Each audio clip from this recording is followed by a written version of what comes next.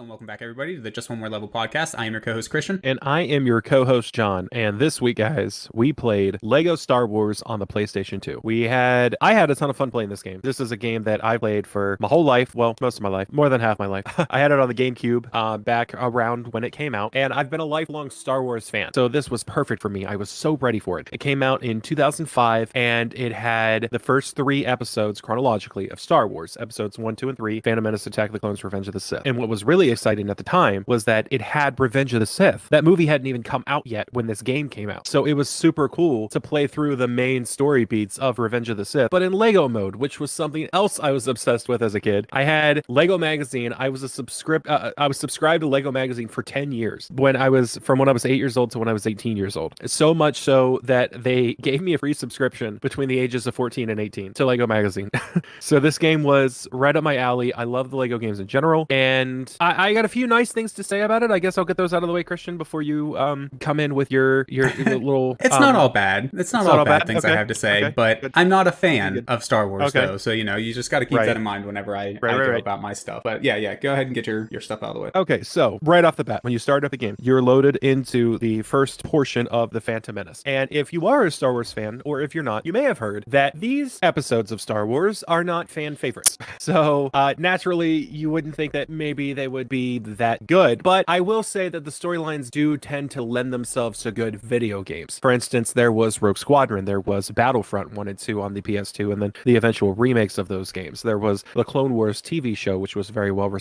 So you got some good elements to work with there. But this game does those things in a bit of a stale way.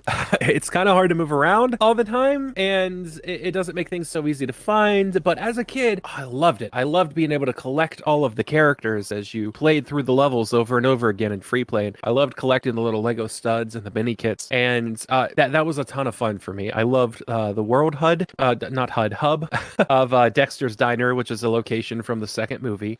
You get to go through and play the different levels in pretty much whatever kind of order you wish after you beat them. And then there's the climactic final lightsaber fight. But as you can imagine, it's Lego, so it's a little stiff. But I will say that I did enjoy a couple of the vehicle levels. I like the pod racing level, and I like the space shooter level that opens episode 3. Christian, I'm not sure how far along you got with this game, but for me this time around, I tried to just speed run it. I wanted to see how fast I could beat the game and get a game over, like a game win scenario. Yeah. It was an 80% speed run for me. How did you approach this? Yeah, I didn't get very far in the game, mostly because I had no idea where the hell I was or what I was doing. As somebody who doesn't play or know much about the Lego universe, I was just randomly dropped into a place I had never heard of, with an area outside of it that I had no idea what these force fields were out here for, and everything was dead ends, and I had no idea that I had to go into a door in the diner to get to where I was supposed to be going. So I wasted my first 5 minutes of game time just trying to figure out what the heck I was doing. And then once I finally did figure it out, I am a bit of an explorer whenever I play games, so I got a hold of the first character, and I have no idea what the character's name is, but it was one of the droids, and droids let you unlock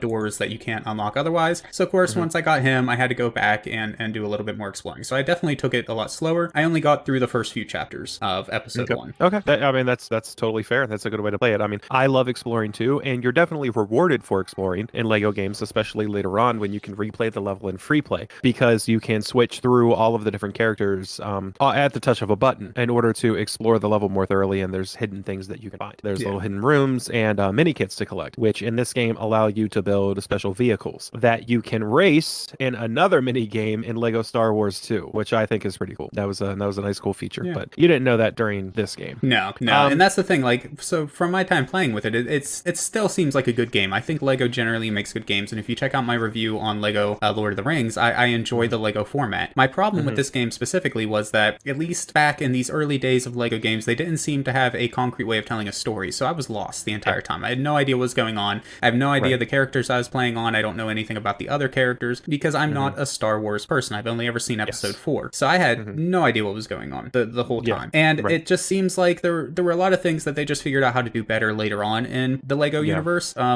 Switching characters got much better later on, switching between different powers by having different tools that you can switch through at the flick of a button. They just did things much better later on. And my biggest gripe for this game isn't in the gameplay itself, because it's a Lego game. It's easy. It's way too easy. It's very hard to actually get a game over, but it's a game made for kids and just for fun. So I'll give it a pass on that. But storytelling wise, that's what did it for me. And the biggest harm in the time that I spent playing it. Is just I just have no idea what I did for 45 minutes or whatever that I ended up playing. I Yeah. honestly like Yeah, it's just I Yeah. ran Well, around a spaceship and a jungle, and I just don't know. Right. It's very interesting to hear actually this point of view because me and my friends, we've all seen Star Wars. We all love Star Wars. So I've always played and looked at these games from the perspective of somebody who knows the Star Wars movies inside and out. So I've never actually heard anybody play this game that hasn't seen the movies that it's based on. So it's a game made for the fans, and it was a game made for 11-year-old boys in 2005, which is what I was. So couldn't have been a better time for me. But anyway, I would play just one more level. This is the one of the only games I've actually 100% completed more than once. Nice. In my lifetime, not recently, but like I said, I speedrun it. But